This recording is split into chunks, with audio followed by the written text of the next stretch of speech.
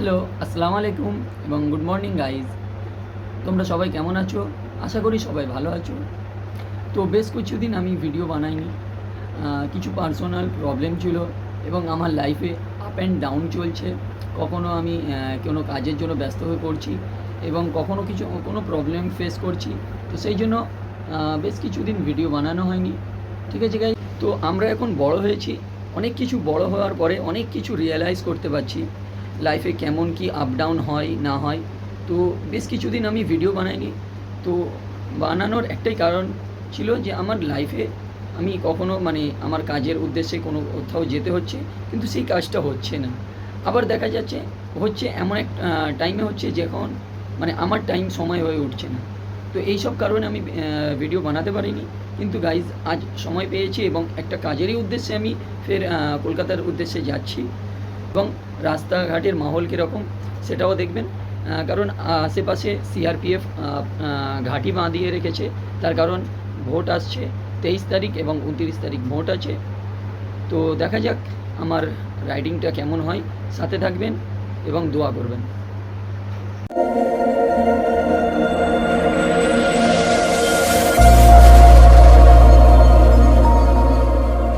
Please, আমি এখন ready হয়ে গেছি, দেখতে পাচ্ছ। তো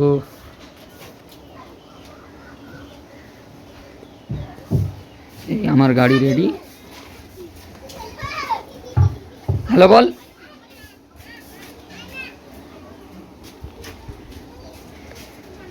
তো গাইস চলো আমি বেরোই। তো গাইস আমি এখন চলে এসেছি তারাতলা ব্রিজের ঠিক আগে আমি একটু দাঁড়িয়ে আছি, কারণ ভিডিও শ্যুট করতে হবে। তো একটু ভিডিও বানাবো সেই জন্য দাঁড়িয়েছিলাম। তো চলো যাচ্ছি এখন গাড়ি। আস্তে আস্তে আমি ঠিক ব্রিজ ক্রস করব। তো সেই ভিডিওটা ব্রিজ ক্রস করার আমি দেখাবো। তো গাইজ দেখতে পাচ্ছ আমি আমার যে স্ট্যান্ডটা রয়েছে খুব একটা ভালো নয় বলে আমি স্ট্যান্ডের জন্য ভিডিওটা ভিউগুলো দেখাতে পারছি না, কারণ আমি গাড়ি চালাতে চালাতে কীভাবে ভিউটা দেখাবো। তো অল্প কিছু ভিউ দেখা যাচ্ছে, ততটুকুই বানাতে পারছি গাইজ।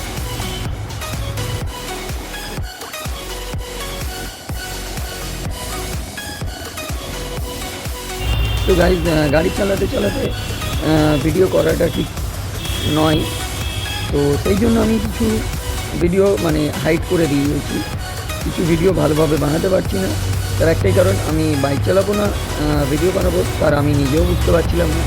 তো এতটা রিস্ক নেওয়ার কোনো দরকার নেই, এই ভেবে আমি আমার স্ট্যান্ডটা যেমনভাবেই আছে তেমনভাবেই রেখে আমি ভিডিও বানাচ্ছি। তো গাইজ দেখো,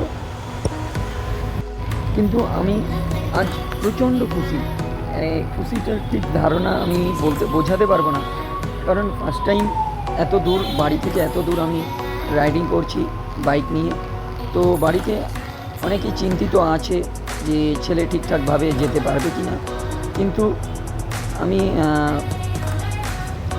আল্লাহর রহমতে আমি ঠিকঠাকভাবেই পৌঁছে যাব আশা রাখছি। তো আমি এখন মাঝেরহাটের ব্রিজ ক্রস করছি। তো ব্রিজটার সামনের লুকটা আমি ঠিক দেখাতে পারছি না, ব্যাড লাক আমার এবং তোমাদেরও।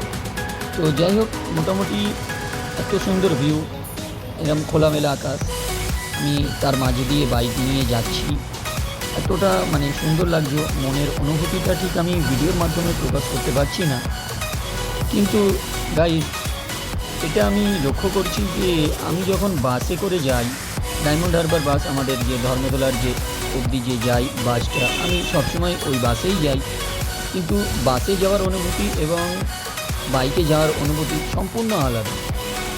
তো এই অনুভূতিটা আমি আমার নিজের মধ্যে অনুভব করতে পারছি, সেটা ঠিক ভিডিওর মাধ্যমে প্রকাশ করতে পারছি। তো অনেকটাই দূরে চলে এসেছি, প্রায় মোমিনপুরের কাছাকাছি। তো এখানে আমাকে একটু দাঁড়াতে হবে, দাঁড়িয়ে আমি একটু ভিডিও বানাবো।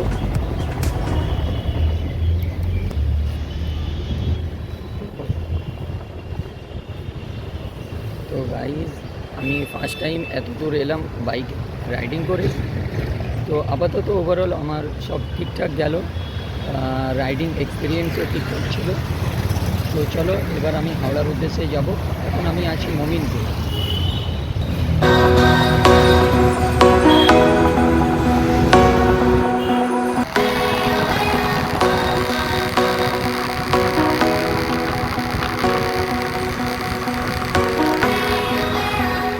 তো গাইজ দেখতে দেখতে আমি চলে এলাম দ্বিতীয় হুগলি সেতুর ওপর দিয়েও আমি ভিডিওটা ঠিক দেখাতে পারছি না। তো সেই না দেখাতে পারার জন্য আমি খুবই দুঃখিত, কিন্তু আমি এই অনুভবটা কীভাবে প্রকাশ করবো নিজেও বুঝতে পারছি না।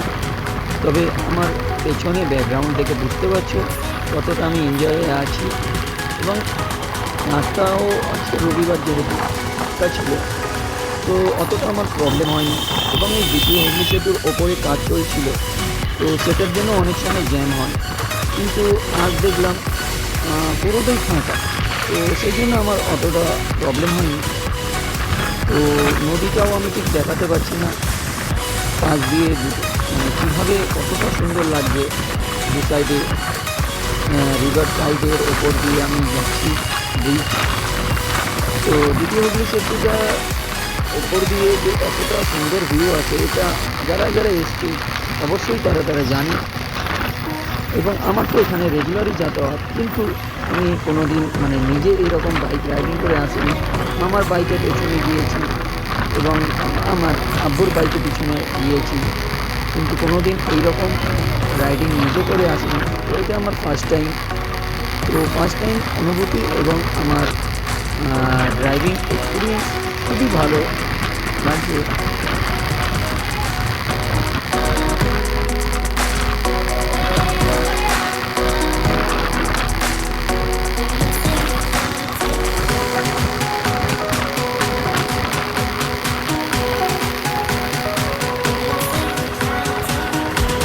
ফাইনালি আমি চলে এসেছি, একদম কোনো সিগন্যাল ব্রেক করিনি, কোনো ভুল ভ্রান্তি ছাড়াই আমি ঠিকঠাকভাবে পৌঁছে গেছি আপনাদের দোয়ায়। তো বাইকটা আমি এই রেখে দিলাম আমার বাইকেই। চলো। তো গাইস, আমি যখন ব্রিজে ছিলাম, তো তখন নবান্নর পাশ দিয়ে ব্রিজ থেকে নিচেই কী করে নামবো এটা আমি ভুলে গিয়েছিলাম রাস্তা, কিন্তু ঠিক মামাকে কল করে ফের মনে করে নিলাম। তো গাইস, ওভারঅল আমি একদম ঠিকঠাকভাবে চলে এসেছি। এবার আমি যাচ্ছি নানিমার সাথে দেখা করতে।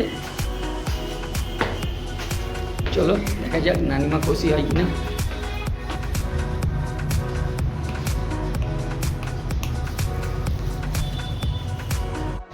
তো গাইজ, আমি একদম পুরোপুরি পৌঁছে গেছি। নানিমা আমাকে দেখে পুরোপুরি অবাক, বললো সকাল সকাল দিয়ে চলে এসেছিস কীভাবে বাইক নিয়ে। তো আমি এখন ড্রেস চেঞ্জ করে নিই, তারপরে কথা বলছি গাইজ।